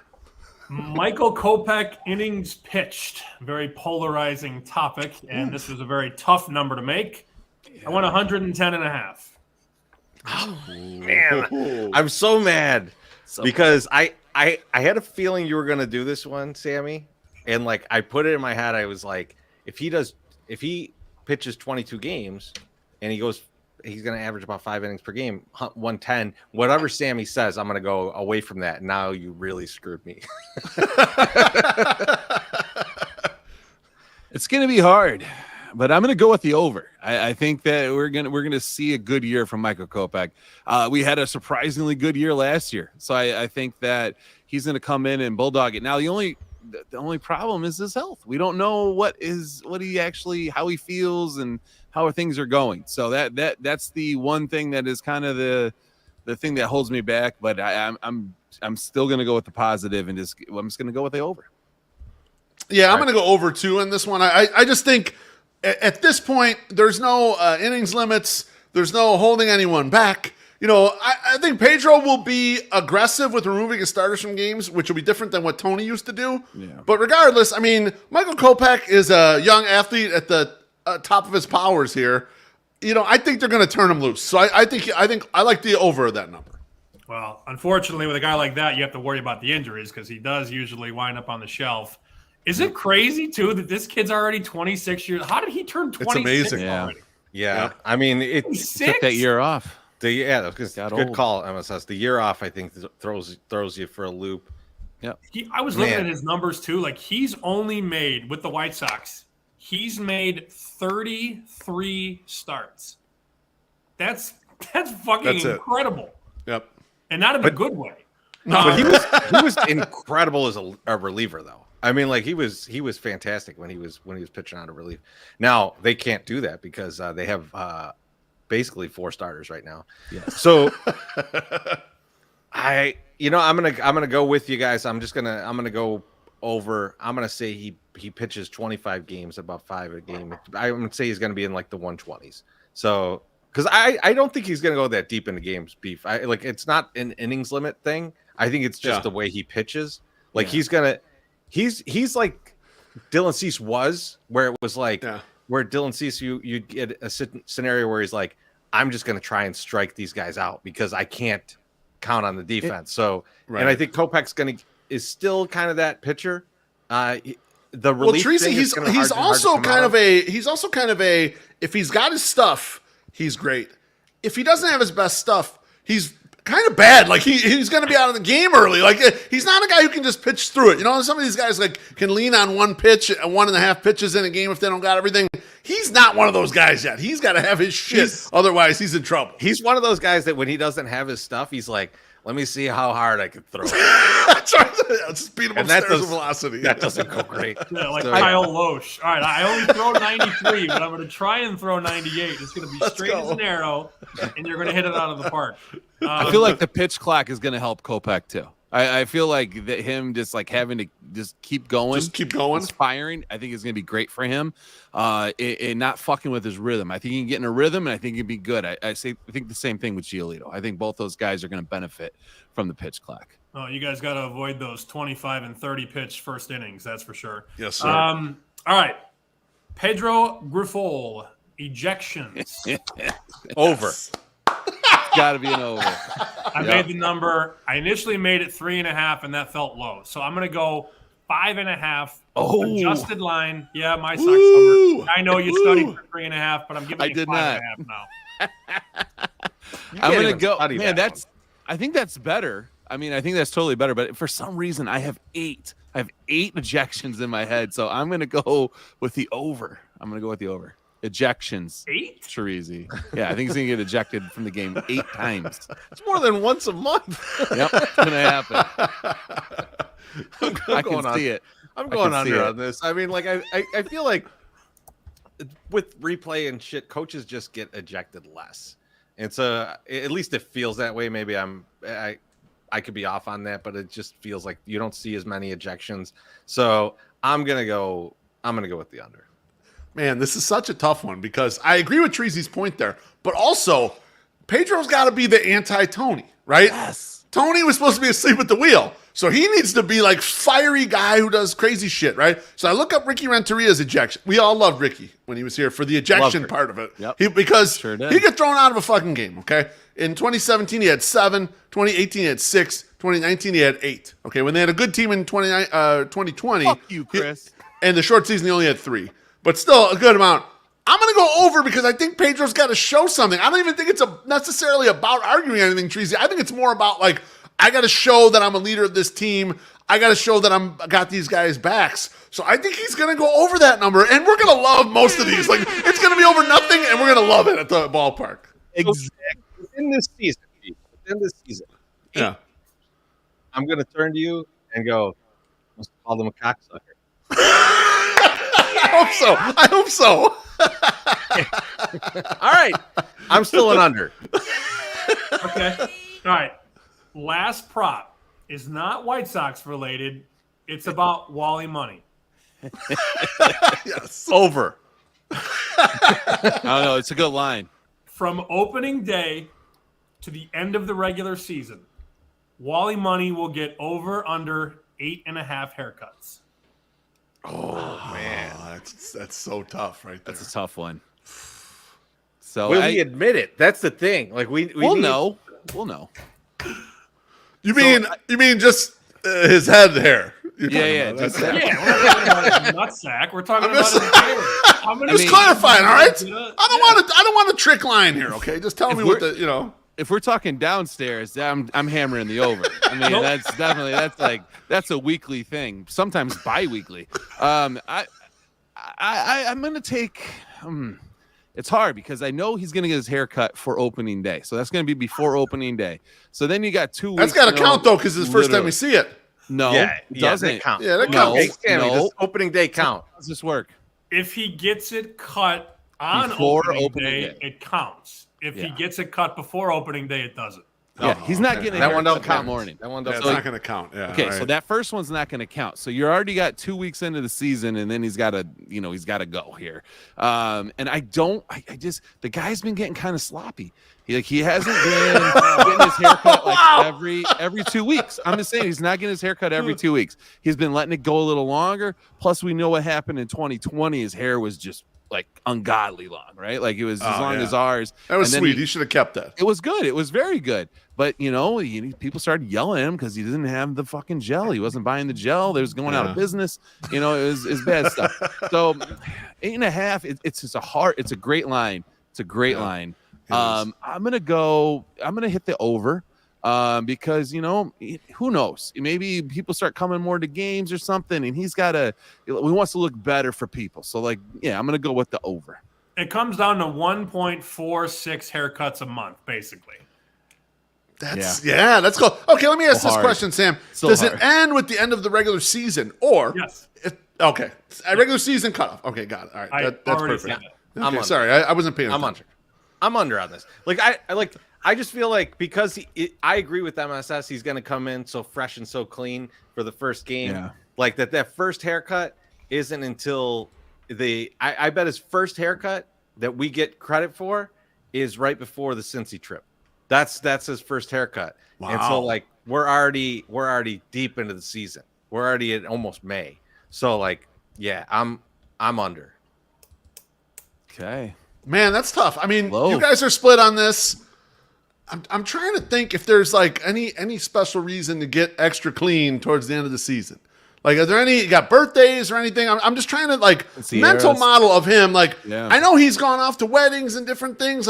He has stuff pop up. He's got a big family. They got he's got some grandkids. Maybe he's got to get. I'm feeling my sex summer. I'm feeling that over a little bit because I think there's going to be enough events where he's got to get it done, man. He's got to get cleaned up. I don't think any of his kids are in the quinceañera age group. I don't think he's gonna. Spark back up his pornography career. So there's not a frequent haircut necessity.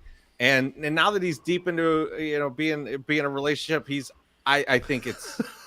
We should check. We should check to see if 7 haircuts. 7 haircuts. I'm putting them at. Yeah. We should check to see if Peter North is getting into the Adult Actors Hall of Fame this year. Maybe. Good call. That could be a tiebreaker. Yeah. In there. Is he going to the AVNs this year? That's at least 2 haircuts. That's a good call, though. The Toronto trip is definitely he's got to be looking fresh when he goes up to Toronto. For sure. Since he's commenting live, I love this. What happens if the White Sox win 13, 14 games in a row? Does he keep it growing? This is all part of the equation too. Yeah, I don't think he's. And maybe he's at more games, so he cuts more. He might, if they're not good, maybe tails off. He doesn't show up as much, and he doesn't need haircuts as much. He's gonna need to be there though if they're good. I'm looking at his comments right now, and I'm feeling more and more confident. You know why? Because he's putting it all around events, and I know when these events are. They're a month apart each. Which means he's not gonna get a haircut in there. He's gonna go I gotta look fresh for this event, so I'm gonna do it right before that. I'm easy money right here. I'm crushing it. You're under. I'm the only one who's under. That's right. I'm under because he's only gonna get possibly 1 a month because he's gonna wait till right before each of these events. He doesn't have more than 8 events going on. He's every 2 week guy. He's an every 2 week guy usually. So. No, he's not. He has to be. With that skin fade, you got to be 2 every day. Yeah, that's true. Yeah. I feel like I have to leave you all. And again, Beef told me I'd be here for 20 minutes, which I knew was a fucking I said a half hour. All right, it was close. Okay, it's 10:24 on the. It's about an hour. What do you got to go do? A show or something? My favorite Wally Money story of all time. I've told you guys this before, but I don't think I've told your listeners this. We're sitting at the Cork after the game, and Wally and I were drinking the same thing. Basically, it was like a whiskey and Coke. And I left my drink to go take a phone call, came back into the bar and grabbed what I thought was my drink. It was Wally's drink. And he looked at me, put his arm around me and went, "That's Daddy's drink." I went home. I walked home. I'm out. I'm done. I'm done drinking tonight. That's a lie. That's Daddy's drink. You just went to another bar and drank more. We know you. I was like, I'm out. Fuck it, I'm out. Now, Sammy, before we let you go, we did have a side bet. How many drinks did you have during this podcast? Actually, this is number 2, so I behaved Under myself. hit. I've been known to do. As he said shots, Treasy. See, shots. That's only That's the third. Gentleman Jack right there, sir. Yeah, it's got my name on it too. Look at Does that. it really? Look at you. Oh, Look shit. at you. Good for you, Sammy. Hey, Sammy, when are you going to start making a reasonable living like your brother? You know, like go out there and work hard to actually make your money. That man, he is great with what he does. He takes so much good care of his customers, and he owes me 20% for all the jobs that he booked in my neighborhood because I had him out and him and his crew. They came out and redid the garage, and it's beautiful. There's no water coming in anymore, and it looks great. Plus, he booked, seriously, I'm not kidding you, 6 jobs. No free ads on us. I didn't say the name of the company. That's right. But you can DM me and I'll tell you his name. He is definitely breathtakingly handsome. You are definitely the second best looking painter. Thank you, Mike. Oh, damn. Okay. Man, kicks you on the way out. That's man. right. I mean, as always, thanks so much, man. Thank you. Love Yeah, having Sammy, you love on. you, brother. It's always fun. Peace I and can't love, wait till boys. you're in Chicago again, and we'll have a bunch of drinks together. Come have a soak. I'm Fucking actually right. flying in tomorrow, so I mean, maybe you guys are around. Oh. Yeah. If you get here, we got a snowstorm coming, allegedly. Don't give me that. Miss me with that, all right? All right, sounds good, Sammy. We'll see you at Cork. Thank you, Sammy. Oh man, Sammy, good as always. The best. And of course, it goes along with Sammy. Like there's no Slide other up. way. There's no other way it happens. There's no way it could. I mean, I think MSS, you ready? You give me a little. I am ready. You want to throw it up here? there? You throw it up there, and I'll go in there. Hey, no, not that one. The Jesus We got a approved different one. one? Yeah, put the Jesus approved one up there. Oh my bad. It's okay. It's okay. Yeah, there you go. Welcome to Lent. 40 days and 40 nights of meatless Fridays for all you heathens. And guess what? Brand new 108 supporter Lawrence's Fish and Shrimp have 2 Jesus-approved sandwich options that absolutely smash the Filet-O-Fish out of the park. First up, their amazing crispy shrimp sandwich. This thing is huge and you can taste the quality. They take a big handful of popcorn shrimp and lay it on a bed of coleslaw. Then they cover it with that Lawrence's special sauce, which is hot sauce and ranch, served on a fresh potato bun. It's a great sandwich that might even count as a salad if you put extra lettuce on it. You can even get a fresh perch sandwich at Lawrence's. This sandwich features 2 pieces of fried perch served with cheddar cheese, homemade tartar sauce, lettuce, and tomato, all on a fresh potato bun. It's a real fish sandwich. You can add fries and a pop to make it a combo. Order online or in store. Lawrence's Fish and Shrimp have 4 locations: 21st and Canal, 32nd and 87th in Chicago, 50 South Manhattan Road in Hillside, 3248 Vollmer Road in Olympia Fields. Visit them online at lawrencesfishandshrimp.com to see their menus and to place an order. And do us a favor, give them a follow on their Twitter at Lawrence's Shrimp. Lawrence's Fish and Shrimp, Chicago's favorite shrimp house since 1950. Now, guys, before we get too crazy here, okay, Lawrence's has a little thing going on right now for Lent. You get a chance to win. You share a picture of yourself and your trip to Lawrence's this Lenten season, and you can gain some swag in addition to the best fried seafood in town. To enter, you post your picture to Instagram, TikTok, or Twitter and tag them at Lawrence's Shrimp at info@chicagoshrimp.com. They will accept entries now and until like September 8th or September, April 8th. Oh, Saturday, April 8th. There we go. 2023. Yeah, fuck that up. No, this is what happens when you're the second ad read. I apologize. But so Saturday, April 8th, you can email them, tag them, and all that stuff. You go there on a Friday, get fucking liquid. It's great. I love it. Yeah, that we'll tweet that out too. We'll tweet out the actually I quote tweeted it earlier today. We'll be pushing that all through the competition. The promo is fantastic. It's swag. It's so beautiful. Everyone needs swag. The next everyone needs coming up. everyone. I had offered to say, hey, you know what? I'll take care of this beef. I'll do this. And you know what Beef said to me? Chill, nasty Nate. It's my bitch. Let's do. Did we lose Tracy's voice again? We just lost him again. We lost his audio. So all right, out. it doesn't matter anyway because I'm gonna hit this promo. So right here, I'm bringing in our guest for the second half of the show. Yeah. And up next is my fucking partner in crime for the 108 Tourney Brackets, helped me shape the 2023 field. The creator of the White Sox Run Club, the man behind our beer reviews, the veritable sixth man of the 108. He's basically our Tony Koo coach. Let's give a big 108 welcome to our man, Brewhand Luke. Luke, how you is? Man, I got to come on the air after an ad read for fish and shrimp, and now I'm fucking starving. Holy shit. And MSS got about halfway through that ad read. I thought he was almost done with the ad read. It's gonna fall. And down. I was like, oh, man, he's flawless. He's on. He's locked in. He's not going to fuck it up. And right when I thought that, he fucked it up. September. Yeah, he had a stroke, basically, during it. Good at the buttons, though, when I'm trying to give your intro. I apologize for that, Luke. Well, I'm sure no one heard it, but doesn't matter. We all love you, and I'm so pleased that you helped me this year with the 108 Tourney Brackets. I've been doing these brackets almost by myself since 2018. For the 2023, so this is our 6th year doing it, brought you in. You've been absolutely tremendous helping me put this together. I'll be honest with you. I don't know how I did it without you because our back and forth, for me, I felt like we put together a great field. Just wanted to ask you, like, what was your most enjoyable part of the process working on this bracket with me? So I wrote a bunch of shit down after you asked these questions, and I'm like, no, fuck that. That's too complicated. Let's keep this shit simple. I enjoyed the back and forth with like all of our ideas through the entire process. And then when we like actually got into it, like for real, and I want to say it was like December when I'm off work for 2 weeks for the holidays. Yeah. I was like, oh, this is like, let's fucking do this. And we would throw these thoughts back and forth in the emails. I'm like, oh, that was a cool draft. All right.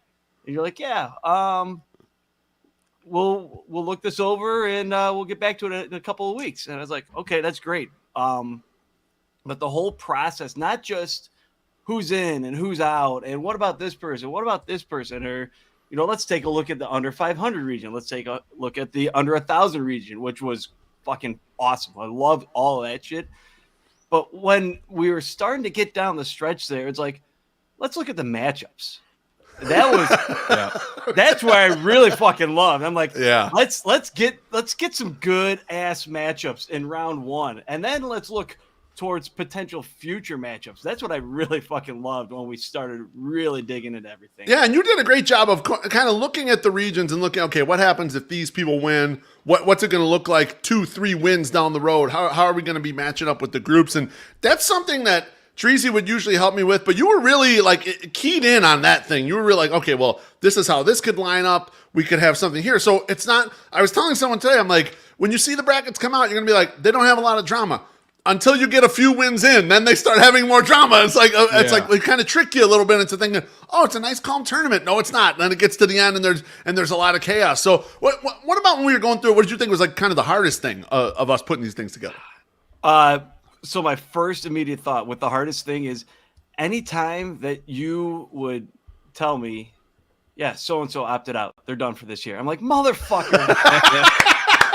we just got done with this draft. We're saying this looks great. Hey, we think this is pretty close to being a finished product. And then like 5 minutes later, oh, they just opted out. God damn it. I have no idea if you guys can hear me, but we can hear you. I wanted to opt out too. You can't. I was not allowed. You cannot opt out. No, motherfucker, you're in. You're in. I think the opt-outs was like the most challenging part for me. For you, you're like, oh, that's an easy replacement. Like, oh yeah, like, fuck. Like that's. I look at it like this, Luke. We got 128 people in the bracket, and we're gonna tell everyone 8 of them very shortly. We're gonna get to the number 1 seeds in a second, but I follow like 3,300 out there. 108 account follows almost 10,000 people. There's a lot of White Sox Twitter, and truth be told, the way we're turning it now, we've kind of, and I've told this to a few people, there's almost no legacy media in this bracket anymore. It's more just the people, okay? And so we're really pushing it down that way. And so when you get down there, it's like, man, there's a lot of people that really can contribute to this. We can only put 128 in there. I mean, it's a limitation for us. And you're right. It's like, yeah, we swap the next person in, but it is hard. Who's next? Because we got a huge list of like, oh, these are all the people we like for this thing. So it's very difficult. Any other thoughts you had on putting this together or things that you wanted to mention just before we get into the number 1 seeds? I really enjoyed the whole thing. Like this has been a lot of fun from like when you asked me about this like in the middle of the summer. You're like, hey, you want to do this? I'm like, dude, yeah, of course I would. And then like, it's like, okay, well, what do I do now? And then you're like, oh, I'll send you some messages. We'll get some emails going. Okay. And next thing you know, like when it started going in earnest in, like we were saying, December, like this was fucking awesome. It was a lot of fun. Just there's so many people involved in White Sox Twitter, like this year more than ever. White Sox Twitter is growing by the year, and to see how many people like through the years are so tuned in to the tourney, like, and people are going to be left out. That's what I've learned and noticed. Like, there's so many people that are tweeting at the 108 or at Beef or at me or at you or My Sox Summer, and there's going to be names left out, and there's going to be names that we forget about, and we're like, oh yeah, maybe that was an oversight at the end of the day. But it's hard. It's hard, but everybody's going to be tuned in. They're going to have a lot of fucking fun with it no matter what. The whole process was just so much fun. I'm still looking forward to next week and the whole tourney. And you sent me a message earlier today. You're like, Christ. Like, you're like, hey, so let's get started on next year. I'm like, what the fuck? Well, I mean, that's the way we do here. We gotta move. Stop. We gotta. Luke, I think I speak for My Sox Summer and myself. Yeah, you say it. Just a massive thank you because we didn't want to do this. Yeah. Well, I was actually just going to bring this up because, Luke, you talked about when we were really going through it, especially during the holidays. We went a lot of back and forths, a lot of when I sent you the bracket, the level of detail and notes you provided me was 50,000 times better than either of these two fucking assholes. Oh my God. Okay? And these are my partners. I love these guys, okay? One of these guys is my brother. One of these guys is my best friend. And they couldn't give a shit about the field generally. Treasy would actually pay attention a little bit. My Sox didn't even look at the field this year until it was already done. He's like, yeah, it looks pretty good, guys. Nice job. That's how we do it. What did you say? I was paying attention. Listen, why don't you just tell the real story where we told you there was a stupid idea, you never should have done it. Now it's the best idea we've ever had. We know you figured it out. Well, I want to drag you. I want to drag you guys next week with that idea. But before we get on to the number one seeds, just a reminder to everyone: next week, Thursday night, March 9th, 8 p.m. Central Time, right here on YouTube Live, we're going to reveal the entire 8 brackets, 128 people. The entire field. We're going to have some special guests throughout the night. This year we're sponsored by Wings and Rings once again. And then we're also sponsored by a brand new sponsor for this. Yeah. We're sponsored by RG Group of Dreamtown. So that's MSS's realtor. And they jumped on board very recently. We're happy to have them on here. So we got dual sponsors again this year. Very happy to do it. Look at that beautiful logo, man. Look at how nice that in looks. The middle. We can just leave it. All you people aren't watching on YouTube, you really need to. So make sure you're here next Thursday, March 9th, 8 p.m. Central Time, YouTube Live. Like I said, there's going to be a ton of guests. We'll go through all the brackets. Get up in the comments, yell at us at who we missed. Tell us about the matchups that you love. Now I think it's time we get on to it, boys. I think it's time we start revealing the number one seeds for the 2023 108 tournament. First off, the number one overall seed in the Sunday Soak region is Brian Knights. Last year's champion. Brian Knights, number one overall seed, Sunday Soak region. Beef, I got to tell you a story real quick. Go for it. So this past Saturday night, me and Corns here like, let's go up to Maria's. They had they had a pop-up restaurant there, mezzi table. Great stuff. Enjoyed it immensely. And also, it was a tiki bar theme at Maria's. So they had like tiki drinks and stuff. So we're like, we got to go up there. Tiki. So I'm sitting there and I see someone come in and I'm like, that looks like someone I know, but I couldn't possibly be. Have a couple drinks and I look at it like I lock eyes with the person and they point at me. They give me the point. I was like, yes, the champ from across the bar, yes, all the way, like diagonally, all the way across the bar. Hell yes, see the champ. So I go say hello to the champ, and he's in mid-tourney form, man. He's ready. He's ready. Fucking ready to go. I'm worried about all the other people in the tourney with how good he's looking right now. So he just like he's he's ready to go. He's out there. Yeah, that's something you love to see. Absolutely. Next up in the White Sox Dave region, the number 1 seed is Treasy. Smoke weed every day. Treasy, number 1 seed, White Sox Dave region. That's me right now. That's me right now, being the number 1 seed. Now, there was much argument over that number 1 seed, a lot of back and forth. That was the number 1 seed that we argued about the most, but because I have veto power, that's the number 1 seed. Next up, we also have been declaring it the year of Treasy since 2020. So we're finally getting. He caused the pandemic. We're pushing it. We're pushing the year of Treasy. Yes, I agree. That was one of the most. I was eating a bat in a lab when it all started. And then you started spitting on people in a subway. I know. We've heard the story. All right. Next up was the most Subway obvious restaurant, not the actual Subway. Next up was the most obvious number 1 seed outside of the number 1 overall seed, and that is LA White Sox is the number 1 seed in the Here's the Thing region. Smoke weed every day. I feel like everybody's. We got a theme. Where was that? LA White Sox number 1 seed. Here's the Thing region. She's gonna kill you for that picture. What's wrong with this picture? This is a good picture of her. Look, if you post this picture on your Twitter line, it's fair game for me to fuck with. So next up is a longtime guy. He's helped us close some Festivus shows, and that man is Unprotected Sox, the number 1 seed in the Waves Sox region. I didn't know he played golf. He knows how to play golf, apparently. No, I think he was just stealing a golf ball. It's kind of a half smile he's got going. I don't know. That's not great. I think on that picture, he's like on his walk home from work, and he's got his backpack on, and he found a golf ball. Found a ball. It's like, hey, I'm an athlete. Yeah. Looking forward to that. Sweet.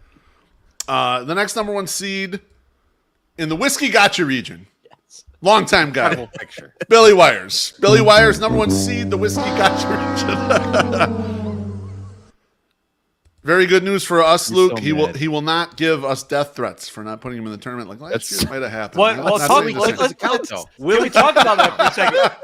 From out of the tournament 1 year ago to a number 1 seed. Talk about a big comeback. What a comeback! Triumphant. Call it a comeback. See, I need that Treasy, he drop. told me about his controls on making sure he keeps his account. So he told me he's a shoo-in to keep it. Even if he doesn't, we're keeping him in there even if he has no account. I would love him to run to the championship with no account. Yeah. Next up, a guy you all know and love very much. In the Lil Friday region, Brewhan Luke, number 1 seed. Brewhan Luke, Lil Friday region, number 1 seed. Smoke weed every day. right after disposing of a body in the river. I showed this picture to Mrs. Beef, and she's like, he looks like a doomsday prepper here. Like, just, he's by the lake. Get all his rations together. I was out for a run on a body of water, like Jesus. There's beavers in that sure, creek. Jan. There's like shit. Buy this shirt. The comments are lighting us up. Nepotism, rigged. You know, Brewhan Luke won a region last year. Okay, I go on past results. Okay, I know how to run this tournament. You people shush out there. He has a really good projection. I had no say in that 1 seed for the record. That was you did not. No, that's a veto power by me. Actually, I decided all these number 1 seeds. Luke and I talked about a few of them, but Luke, we don't normally have the number 1 seeds on live when they get announced as the number 1 seed. How are you feeling right now, buddy? I'm a little drunk. Feeling pretty good. You know, the advantage of being a number 1 seed live and knowing that you're going to be a number 1 seed is you already have a promo cut to tweet out after the show goes off the air. So look at that. I don't. You got a theme going? Don't tell me the theme. But you got a theme going on how you're going to win this motherfucker? Do I have a theme going on how I'm going to win this motherfucker? Yeah. No. Oh God. What? I'm gonna win the motherfucker, I guess. All right. I don't want to, because then people will say that's rigged and that's nepotism. You gotta show a little confidence here. My Sox are worth the heart. But you show confidence. My Sox are worth the hard-hitting questions there. You're gonna have to tune into the promo video. I got the promo ready to go. What makes you good? Yeah. Don't know? Okay. Let's move. Not sure. Next up is the 108 region. Now, the 108 region and that classic view region are special regions because we limit them to the amount of followers you can have to be in these regions. So I cut off the date a while back. You maybe weren't paying attention on Twitter. I don't give a fuck. It's my cutoff, so it's fine. Jesus Christ. The 108 region. So these are all participants of less than 1,000 followers. The number one seed, Baloney from the Chicago Sports Mounds. Look at that picture. Man. Look at that. love Look it. at that. I love it. It's got some Crocs. That's how they do their show, man. Baloney, number one seed, 108 region. I love it. I love that selection. I love the Crocs. I do too. I love that he had a thing where he's like like a window pane with the Crocs right around his head. You know, there's a name for those little things that go in like the giblets. Yeah. Mr. Giblets. Yeah. Oh, see now the comments. Oh, see they turned it around here. Oh yeah, let's go Baloney all this shit. Okay, yeah. See now they're back on our side. Yeah. Just win, Baloney. Okay, just win. No excuses. No excuses. Kick your field goals and win. That's right. 30-yard field goals only. The very last region we're going to do tonight, that classic view region, and this region specializes in Twitter participants have 500 followers or less, and the number one seed in that region is Dougie Freshness. Dougie Freshness, number one seed in the region. He's also probably going to win the 108 weight loss. So terrific. Dougie Freshness, number one seed, that classic view region. And to all you people listening to this, what are you doing? Why aren't you following this guy? How's he have under 500 followers? Dude, the dude chugs hard beers, like 15, 18 percenters. He just chugs them just to say fuck you to the uppity beer people. You need to invest some time and follow his stuff and go on his timeline, not only because of the beer chugging, but also because of all the keto cooking that he's been doing the entire 108 challenge. These amazing looking meals. Like he put out, like, he is winning the 108 challenge and he has probably eaten better than I have in 4 years. And I don't understand how this is possible, because everything he fasts, baby. Looks beautiful. Yeah. It looks beautiful and it looks so damn good. And I'm like, how is he doing this? And I'm eating a fucking bag salad from Target. I don't know. This doesn't seem right. And just an incredibly nice guy. Like, I mean, very nice. MSS, we met him up in the parking lot before that. And Luke, you were there too, because we all got very drunk. Yeah. And like, very. Dougie shows up and he's like, I got a couple things for you guys to drink. Now, mind you, it is like July. It's like 100 degrees out. That was my fucking birthday. It was Saturday morning. Yeah. Yep. It was your birthday. Yeah. I hope it's in July, so I wasn't wrong. Right. And he just he breaks out like the craziest stouts you've ever seen. Yes. And like we're just drinking like these amazing beers that you would never drink in summer or in a parking lot or anything. And it's just like he's like upset if we're not like wanting to drink more of these very expensive things. So I absolutely adore that guy since I met him that day, and like it's fantastic. It's wild that he doesn't have 500 followers. I say, Tracy, you brought that up. It was one of the ones where like we put him in there and it's like there was no argument by anyone. It was like, yeah, this is really obvious. Like it's the most obvious under 500 possible. So my biggest fear was with him being under 500. I'm like, he's gonna chug a shit ton of stouts and people are going to catch on to it, and next thing you know he's going to have fucking 1,500 followers. What the fuck, people? Why are you not following this guy? Like, what does he get, like 420 followers? Like, what the hell? Yeah, it was wild because you were watching it too, Luke, just to make sure, like, if he tips over, then we got to move him around because we can't keep him in there. But he managed to stay under. He won't stay under once this tournament gets going. I'll just say that. He's going to shoot way past that. He's going to skyrocket. The follower growth in the tournament generally is substantial, but it'll be really substantial for someone like that, I would imagine. The growth and the girth, because I've been told that the girth matters just as much as the growth.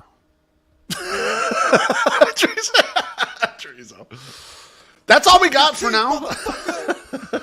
That's all we got for now. Catch us next week, Thursday, 8 p.m. Central Time, March 9th, for the full reveal show, all the brackets. The four of us will be here. We'll have a couple special guests on. It's going to be great. Luke, bless you. Thank you for coming on. Can't wait to go 3 hours with you next week. Let's go, brother. Yeah, looking forward to it. Thank you, guys. Appreciate it. We'll see you in the green room in a minute. Exactly. Peace, Luke. Smoke weed. Well, you know what time it is, guys. Well, it is time for that for It Luke is. right now. But Yep. but for us, He's hitting that 2-foot For us, graphics he's got going on there. it's time for the thank yous. Yes. Or possibly the GFYs, Yeah. depending on what you like. Could be. And MSS, as always, I'm going to start with you because I think you're going to come with some fire. I'm going to start. I think he's still in the comments. I hope he's still in the comments. Josh Nelson, how long do you have to build an audience based only on the My Sox Summer name and my love of the White Sox marketing department? It's a bit. I know it's a bit, but still, you need to remember one thing. You did not have season tickets a few years ago. White Sox marketing made you buy tickets, and now it has worked. So you need to respect the White Sox marketing department. I'm not saying fuck you, but I might say go fuck yourself for giving me a hard time about liking a really good marketing department. Ooh. Wow, I don't know what Strong words. Those are strong, man. Those are fighting words, Trees. You guys fight.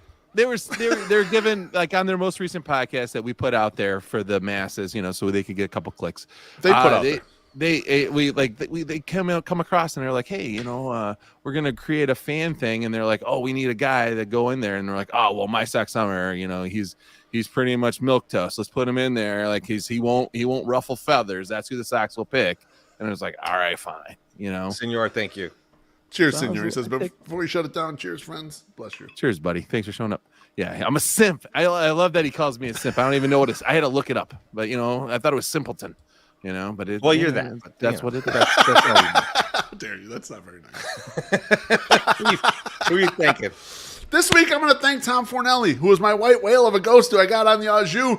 And let me tell you something, fellas. I had a lot of fun doing the show. I was a little nervous. I don't get nervous too much anymore doing podcasts or shows or whatever. I was a little nervous for that. But you know what? Tom was a total sport. After the show, we talked for another 10 minutes, just bullshitting about the White Sox. It was great. So, you know what? Go ahead. Go for it. Try to get that guest on that you always thought you could never get.